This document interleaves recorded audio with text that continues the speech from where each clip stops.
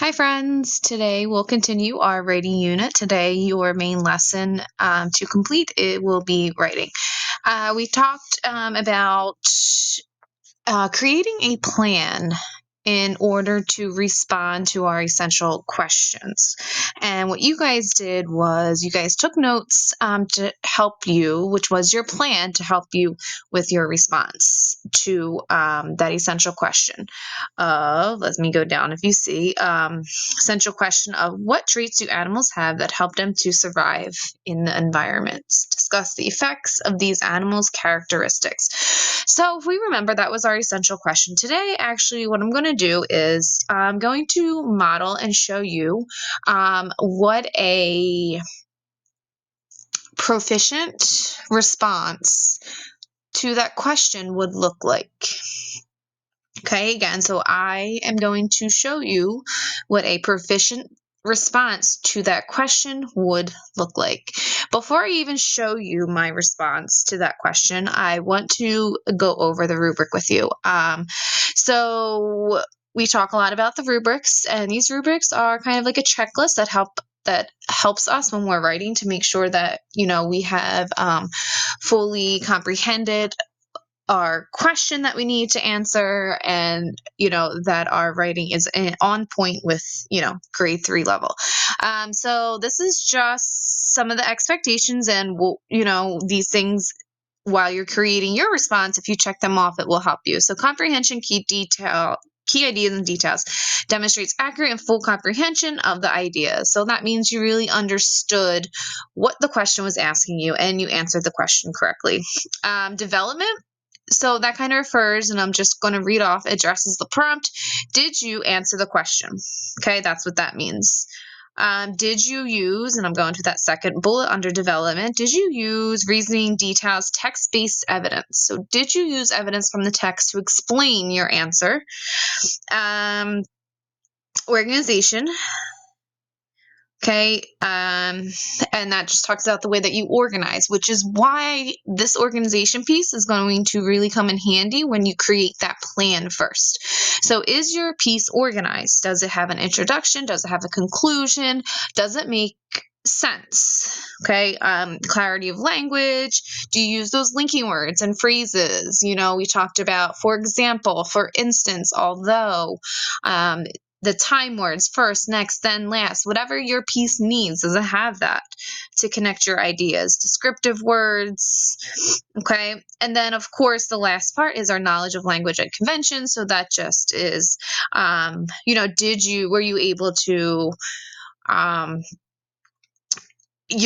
what you wrote is clear throughout your response. There might be few errors in your grammar, and this goes with your capitalization, your punctuation. Really checking over your work. What's going to come in handy with this bottom part is checking over your work. Does it make sense? Do I have capital letters where I should have them? Do I have periods? And is my writing clear? All right, so that is kind of what we expect and what we look at when we look at your writing pieces. So now I'm going to have this document for you. You cannot write in this, but I'll attach it, and you'll be able to kind of look through it and use it as a guideline and a checklist. And I'm also going to now show you my modeled response. Okay, so this is what a proficient writer in 3rd grade, this is the way that they would respond to their prompt. Okay, so here's the question. What traits do animals have that help them to survive in their environments? Discuss the effects of these animals' characteristics. Animals have traits that help them survive in their environments. Okay, so right there we kind of have kind of that introduction explaining what we're going to be talking about. The glass frog starts its life in an egg. These eggs are special because they are clear and green. This makes it very difficult for potential enemies to see them. The dad has a built-in ability to protect its babies with a kick that bats insects away from eggs. His belly has a special trait. It can absorb water and then deliver it to his little ones so that their eggs stay wet. When the tadpoles make their way out of the eggs, they use their great swimming skills to get through fast-moving water of the pebbles on the stream's bottom. I'm going to stop right there. If you notice, all of this information is not written word for word from the article. It's kind of summarized. Okay. Again, remember that when we are using that, that's getting the text evidence, we want to make sure that we are not stating the evidence exactly word for word from the text. So this is kind of just summarized. And if you notice too, there's a lot of details. There's a lot of text evidence that will support how they survive in their environments. And actually, all this information came right from the notes that we took. Okay, I kind of just added it into full sentences. As adults, the frogs are camouflaged. They have greenbacks that make it hard for predators to spot them on the green leaves that they sit upon. Rather than moving around a lot during the daytime, frogs prefer to move at night when it's dark. It is harder to spot them at that time. These special traits help glass frogs to live long lives in their habitats. And that would be our conclusion sentence. Okay.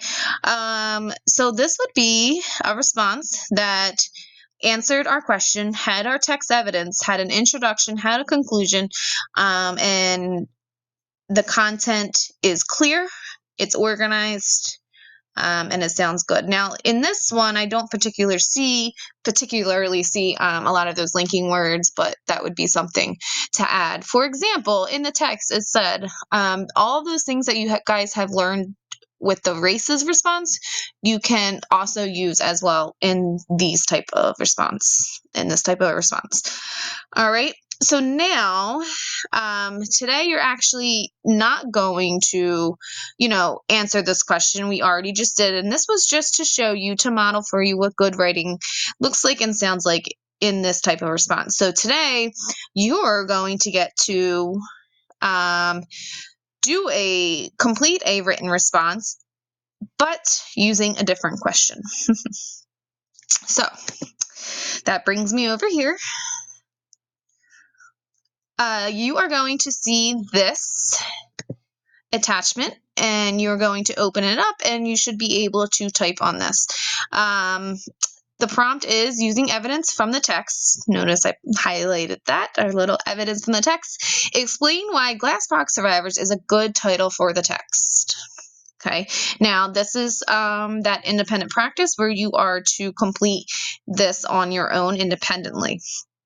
Right here, I have a little box that you can use to take notes. So you can develop a plan for your response. Okay, so now what you might have to do, you definitely are going to have to go back to that Glass Frog article and reread it.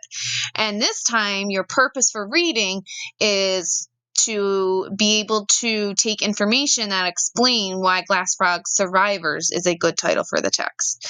Okay, so now you're going to reread it, but kind of for a different purpose. Okay, so you're reading it to answer this question now. Okay, and then down here, you know that this looks familiar. We've done this many times. You erase back to the star, and then you can start typing your response. All right, so that is your task for today.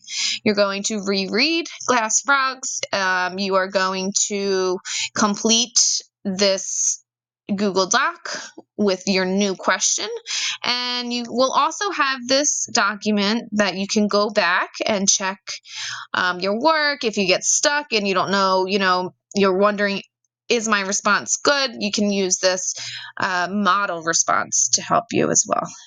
And you have your rubric. Okay, all right. I think that's all. So happy writing. Talk to you soon. Bye.